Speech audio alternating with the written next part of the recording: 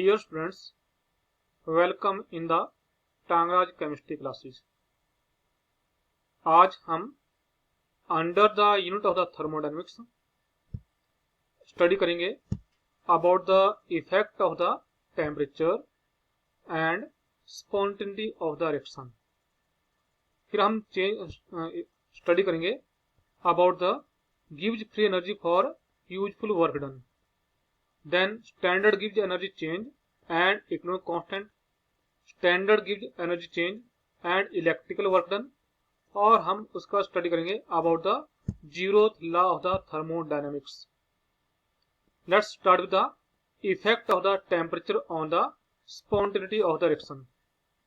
बच्चों, जैसा कि आप जानते हैं, अकॉर्डिंग टू हीट एब्जॉर्ब और इवॉल्व हमारे पास टू टाइप की रिएक्शन होती हैं, that are the endothermic reactions and exothermic reactions। तो एंडोथर्मिक और एक्सोथर्मिक रिएक्शंस के ऊपर टेम्परेचर को इंक्रीज करने और डिक्रीज करने का क्या इफेक्ट पड़ता है कि whether the reaction remain spontaneous और नॉन स्पॉन्टेनियस। तो लेट्स पहले हम करेंगे अबाउट द एक्सोथर्मिक रिएक्शन। तो वी नो दैट हमने लास्ट यूनिट में आपको बताया था कि जो ओवरऑल क्राइटेरिया है for the spontaneity, that the delta G mean change in the गिव्स free energy, delta G is equal to delta H minus T delta S. और हमने लास्ट लेक्चर में आपको बताया था कि delta ji should be negative for the spontaneity and delta H क्या होता है हमारे पास नेगेटिव होता है और डेल्टा एस क्या होता है पॉजिटिव होता है फॉर द स्पॉन्टेनिटी। तो let's for the exothermic reaction delta H क्या होगा वहां पे नेगेटिव। मैंने आपको उस टाइम भी बताया था कि जो भी एक्सोथर्मिक रिएक्शन होती हैं जिनमें हीट इवॉल्व करती है उनका जो हम डेल्टा एच सिंबल क्या लेते हैं, नेगेटिव लेते हैं। तो इसको हम एक टेबल की फॉर्म में स्टडी करेंगे। जो टेबल जो है हम कंस्ट्रक्ट कर रहे हैं दैट है the column delta H, delta S, temperature, magnitude and then the nature of the reaction. अब बिकॉज ये कौन सी रिएक्शन है, एक्सोथर्मिक रिएक्शन है, तो इसके लिए डेल्टा एच क्या होगा, नेगेटिव होगा और डेल्टा एस हमने पॉजिटिव मान लिया फर्स्ट कंडीशन में। अब टेम्परेचर कोई भी हो सकता है और मैग्नीट्यूड जो मर्जी हो, चाहे डेल्टा एच बड़ा हो या टी डेल्टा एस बड़ा हो, that does not affect the nature. तो that reaction are the spontaneous in nature. जैसे हम यहाँ पे मान लेते हैं कि हमारे पास डेल्टा एच के वैल्यू 1000 है, तो 1000 mean minus 1000 because that the exothermic. और डेल्टा एस की वैल्यू हमारे पास क्या है, 50 है, और हमने यहाँ पे सिंबल जो पुट किया पॉजिटिव पुट किया है, increase in the spontaneity, increase in the randomness हमने किया, एंट्रोपी यहाँ पे लिया है, और टी का भी यहाँ पे कोई रोल नहीं है। आप चाहे टी यहाँ पे कम रखें या टी यहाँ पे ज्यादा रखें। जैसे मान लो कि आपने टी लेस रखा, 10 लिया आपने, तो 50 इंटू 10 500, ये भी माइनस होगा और माइनस वैल्यू सम होती हैं, तो उसका आंसर भी माइनस आता है। तो वट एवर द टेम्परेचर हमारे पास डेल्टा जी हमेशा नेगेटिव आएगा। चाहे आप इसको 100 ले लें तो कितना बन गया, 5000 नेगेटिव माइनस 1000 नेगेटिव, तो 6000 नेगेटिव हो जाएगा। तो टेम्परेचर जो मर्जी हो और delta H minus T delta S का जो मर्जी मैग्नीट्यूड हो, डेल्टा जी इस टाइप के रिएक्शन में हमेशा क्या आएगी, नेगेटिव आएगी। तो we can say that type of the reaction are spontaneous in nature. और सेकंड कंडीशन, अब एक्सोथर्मिक रिएक्शन होगी तो अगेन डेल्टा एच नेगेटिव ही रहेगा, बट अब हमने डेल्टा एस के लिया अनफेवरेबल, नेगेटिव लिया। तो यदि टेम्परेचर आप लो रखते हैं, in that case delta H greater than the T delta S, then the processes are spontaneous in nature। यहाँ पे देखें आप delta G equal to minus 1000 minus, अब हमने टेम्परेचर लो माना तो 10 इंटू माइनस 50, अब हमने 50 का साइन कर दिया, नेगेटिव ले लिया, यहाँ पे अनफेवर कर रहा है। तो बच्चों आपको पता है नेगेटिव इंटू नेगेटिव कहता है पॉजिटिव। अब ये क्या है, 1000 प्लस माइनस 1000 प्लस 500, आंसर हमारे पास क्या आएगा, नेगेटिव में आएगा। तो डेल्टा जी नेगेटिव है, it mean that process is spontaneous.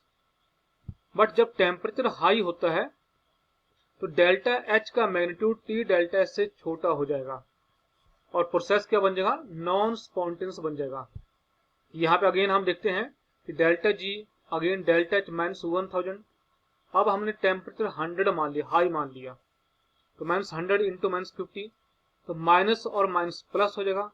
ये 5000 प्लस का आएगा, 1000 माइनस का है, तो आंसर क्या आएगा +4000, मीन पॉजिटिव आया delta G. If delta G is positive, तो मैंने आपको पिछले लेक्चर में बताया था कि that process are non spontaneous.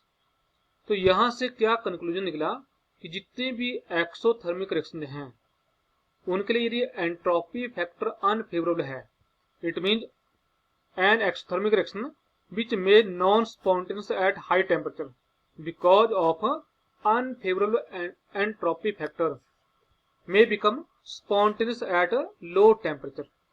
कि जितनी भी हमारे पास एक्सोथर्मिक रिएक्शन है, यदि वो हाई टेम्परेचर पे कैसी हैं, नॉन स्पॉन्टेनियस हैं, क्योंकि वहां पे जो एंट्रोपी फैक्टर है अनफेवरेबल है, तो that become spontaneous at low temperature. That is why जितनी भी हमारे पास एक्सोथर्मिक रिएक्शन है, मीन कंबस्टन रिएक्शन है, तो all the combustion reaction are spontaneous at low temperature. Now next the endothermic reaction. Endothermic reaction जैसा हमने आपको बताया था कि जिनमें हीट एब्जॉर्ब होती है। अगेन इसको यहाँ पे डेल्टा एच क्या होगा, पॉजिटिव होगा। तो अगेन इसको टेबल की फॉर्म में स्टडी करते हैं। Delta H positive, delta S T magnitude and nature. और डेल्टा एच पॉजिटिव है, डेल्टा एस भी क्या है, पॉजिटिव। और अगेन यदि टेम्परेचर लो है, in that case delta H का मैग्नीट्यूड टी डेल्टा एस से ग्रेटर होगा। अब यहाँ पे डेल्टा एच पॉजिटिव का मीन क्या हुआ, दैट द अनफेवरेबल, और डेल्टा एस पॉजिटिव का मीन क्या हुआ, दैट द फेवरेबल। तो अब अनफेवरेबल का मैग्नीट्यूड ज्यादा है एज कंपेयर टू फेवरेबल, तो that reaction are non spontaneous in nature. यहाँ पे अगेन और डेल्टा जी हमने 1000, बट साइन मैंने क्या पुट कर दिया, पॉजिटिव, माइनस टी, और यहाँ पे क्या है 50। अब टेम्परेचर लो है, अब मान लो 10 है ये, तो 50 इंटू -10 कितना बन गया, -500। 1000 ग्रेटर है देन द -500, तो डेल्टा जी नेगेटिव आएगा। तो बच्चों ये प्रोसेस कैसा है, non spontaneous at low temperature. परंतु यदि आप टेम्परेचर को इंक्रीज करते हैं, हाई कर देते हैं, तो डेल्टा एच का जो मैग्नीट्यूड है, अनफेवरेबल मैग्नीट्यूड है, वो फेवरेबल मैग्नीट्यूड से क्या होगा, लेस हो जाएगा। तो reaction become as the spontaneous. यहाँ पे हमने क्या किया कि delta G again 1000 minus T आप 1 यहाँ पे 100 मान लें, प्लस 50, तो 50 इंटू 100 5000, ये माइनस का है, 1000 प्लस का होगा, तो यहाँ पे क्या आएगा आपका -4000 आंसर आएगा। मीन डेल्टा जी क्या आ रहा है, नेगेटिव आ रहा है। तो वी कैन से दैट कि that reaction are spontaneous at high temperature. यदि डेल्टा एच पॉजिटिव है, एंडोथर्मिक प्रोसेस है, तो डेल्टा एच क्या रहेगा, पॉजिटिव ही रहेगा।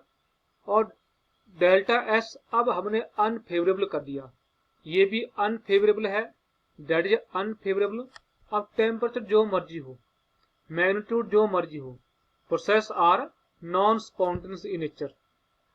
जैसे यहाँ पे +1000 माइनस टी -50, तो माइनस और माइनस प्लस हो जाता है। और टी आप यहाँ पे स्मॉल रखें या टी आप यहाँ पे लार्ज रखें, तो डेल्टा जी क्या आएगा, यहाँ पे पॉजिटिव ही आएगा। तो that reaction is non spontaneous in nature.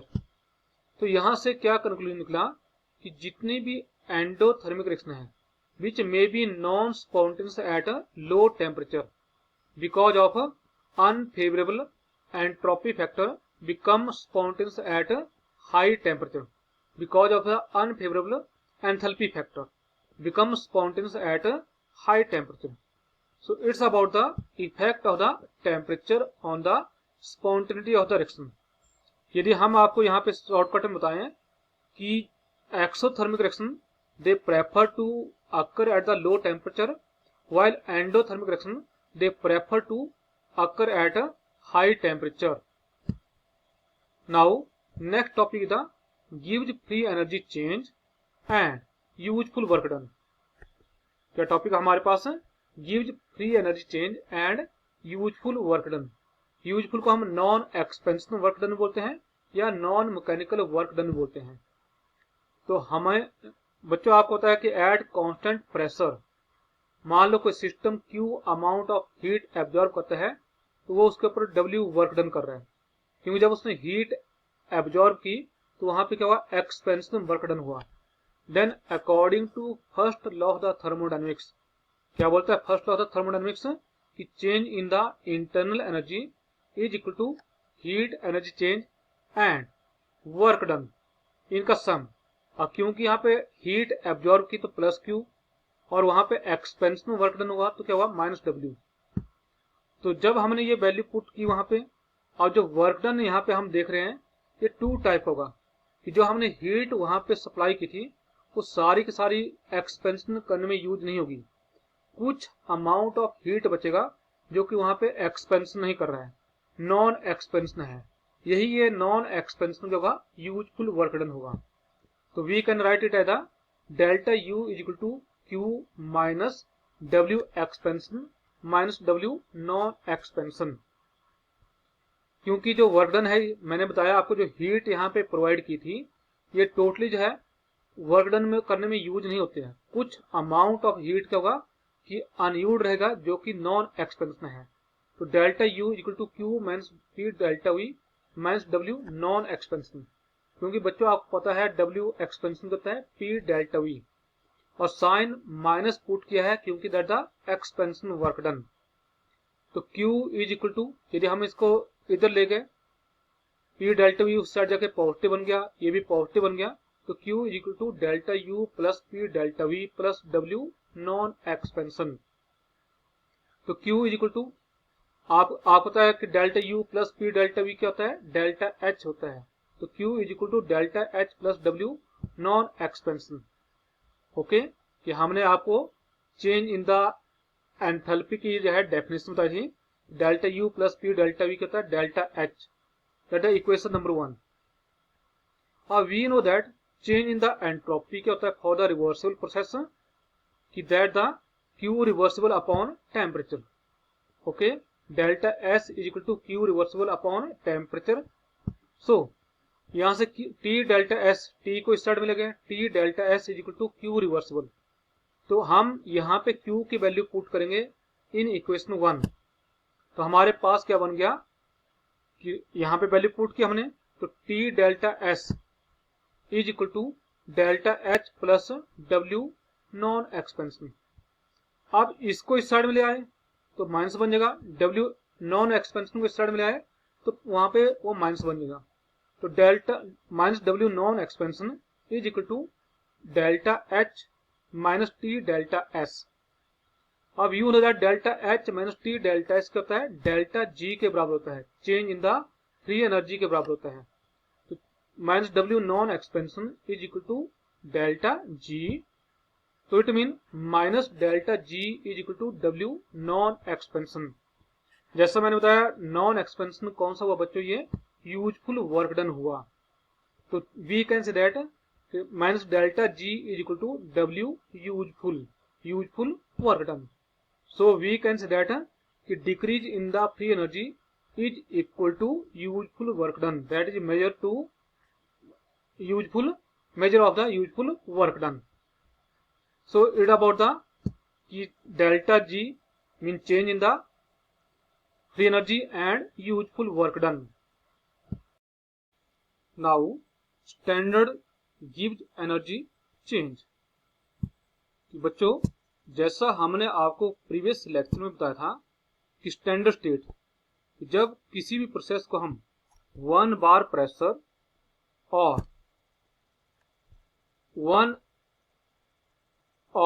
298 kelvin temperature के ऊपर अप्लाई करते हैं, then that condition is called the standard condition.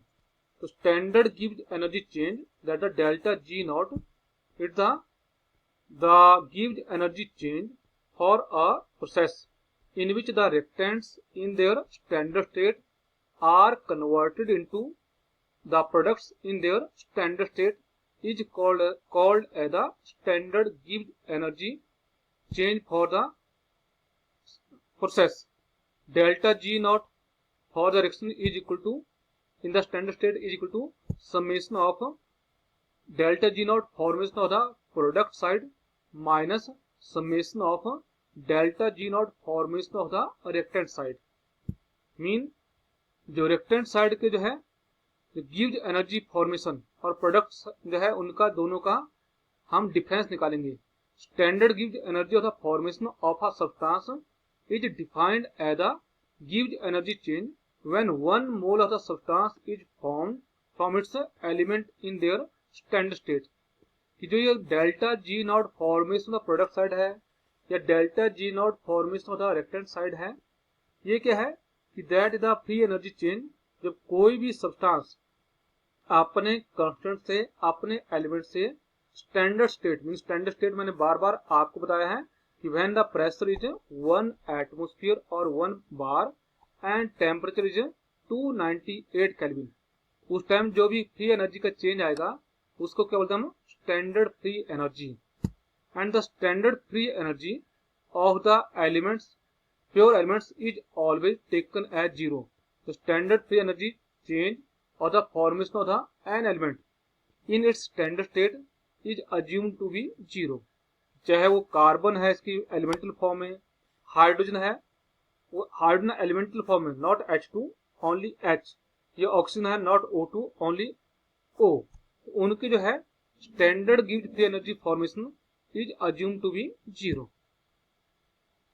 Then गिव्स energy change and equilibrium constant. बच्चों जैसा कि आपको जानते हैं कि there are reversible reaction also, और जो रिवर्सिबल रिएक्शन होती हैं आफ्टर सम टाइम उनमें क्या होता है कि इक्विलिब्रियम मेंटेन हो जाता है. इक्विलिब्रियम मीन करता है कि जब the rate of the forward reaction become equal the rate of the backward reaction. जब दोनों ही रेट, दोनों साइड की स्पीड बराबर हो जाती है, उस कंडीशन को हम इक्विलिब्रियम कंडीशन बोलते हैं. और वहां पे जो प्रोडक्ट साइड की कंसंट्रेशन की जो है उसको हम रिएक्टेंट साइड की कंसंट्रेशन से डिवाइड करें तो जो भी रेशो आती है that ratio is called the equilibrium constant.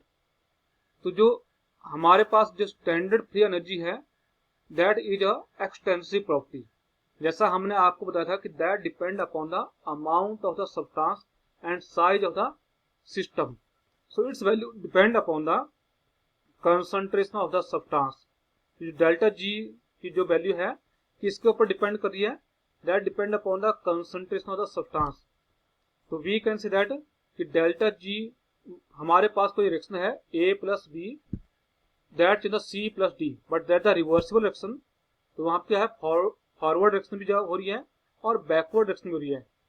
तो यहाँ पे जो है delta G reaction is equal to delta G naught reaction plus RT natural log of the Q, where ये क्या है, free energy change at any condition, and that the free energy change at the standard condition.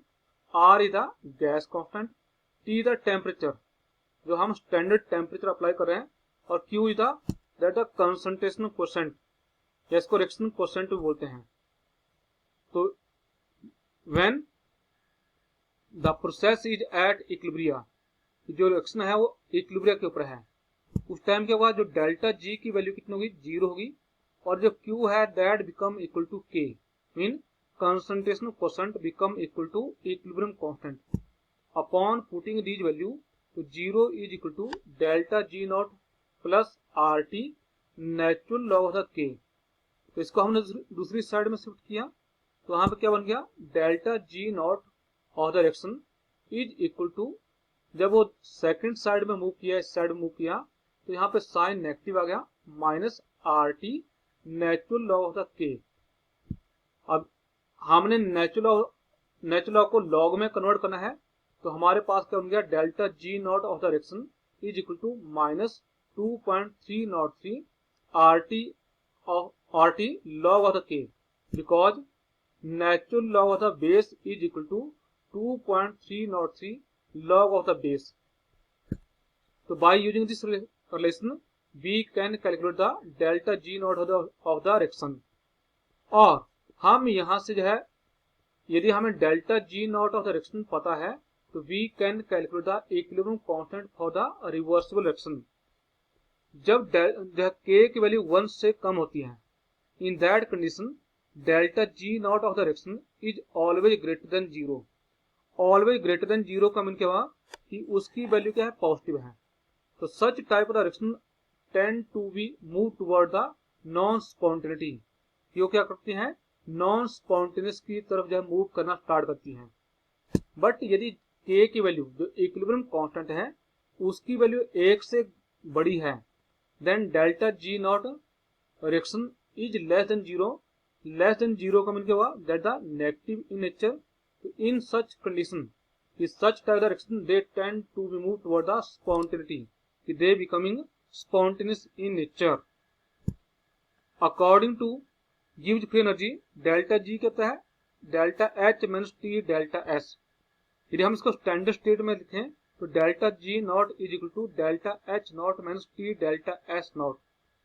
इसको हम इस equation में put करेंगे तो delta G naught is equal to delta H naught minus T delta S naught is equal to minus 2.303 RT log of the k.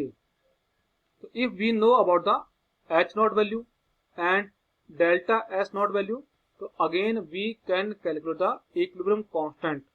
क्या calculate कर लेंगे हम वहां पे, इक्विलिब्रियम कांस्टेंट को कैलकुलेट कर लेंगे। क्योंकि स्टैंडर्ड कंडीशन है तो अगेन टेम्परेचर आप 298 केल्विन पुट करेंगे। For electrical work done at standard state, जैसा कि बच्चों आपको याद होगा हमने प्रीवियस लेक्चर में आपको बताया था जो वर्क डन होता है that was the two type, electrical and mechanical work done. तो फ्रॉम द स्टैंडर्ड गिव्स free energy change we can calculate the electrical work done. Delta G naught is equal to minus n F E naught of the cell, where E naught of the cell को क्या बोलते हैं हम, standard EMF of the cell. EMF mean electromotive force, और E naught cell कहती है that the standard electrode potential of the cathode half minus standard electrode potential of the anode half.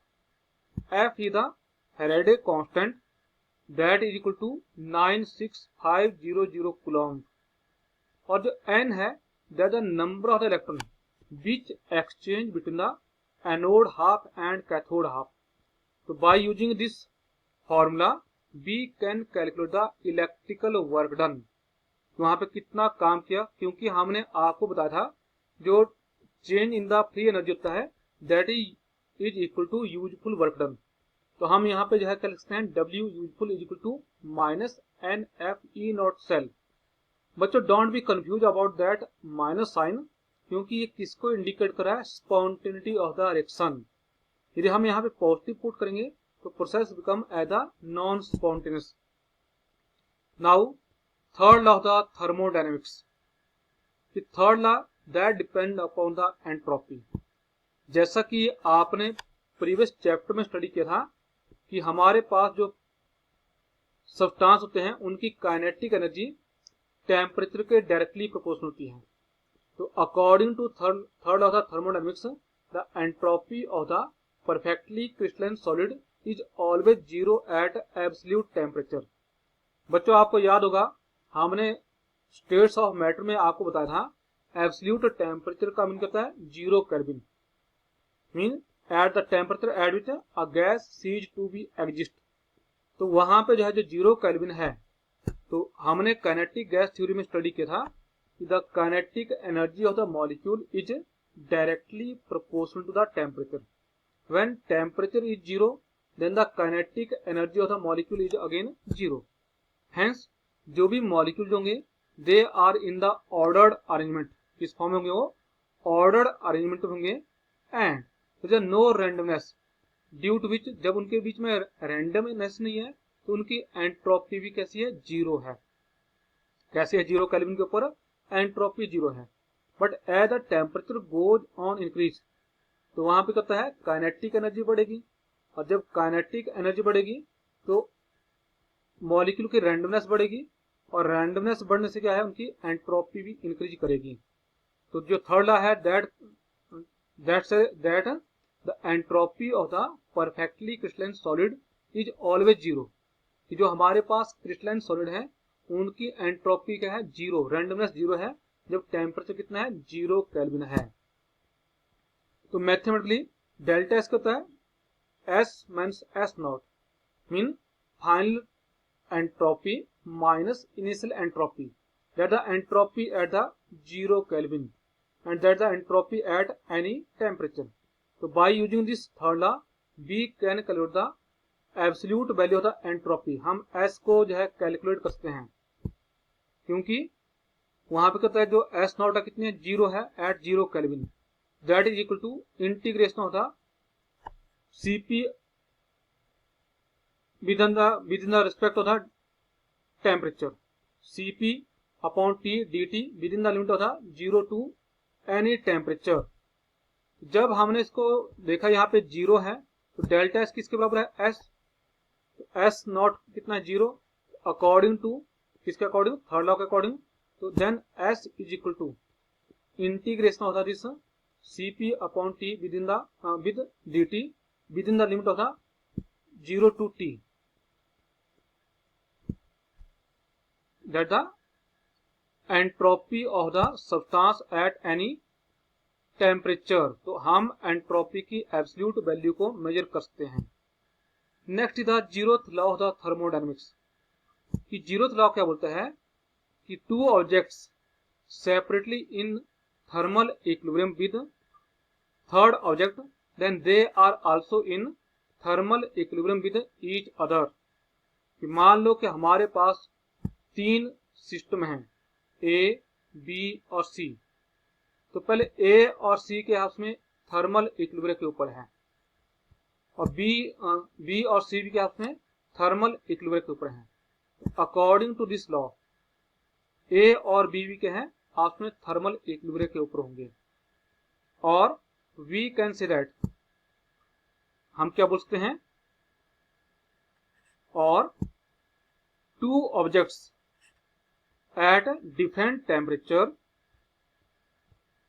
in thermal equilibria in thermal contact with each other tend to move toward the same temperature। ये दो different object एक temperature की तरफ ही move करने की कोशिश करेंगे, they tend to have a thermal equilibrium with each other। Mean जो हमारे पास क्लिनिकल थर्मोमीटर है that based upon the zeroth law, इसके ऊपर डिपेंड करता है, जीरोथ लॉ के ऊपर डिपेंड करता है। तो it's about the last lecture of the thermodynamics. Thank you.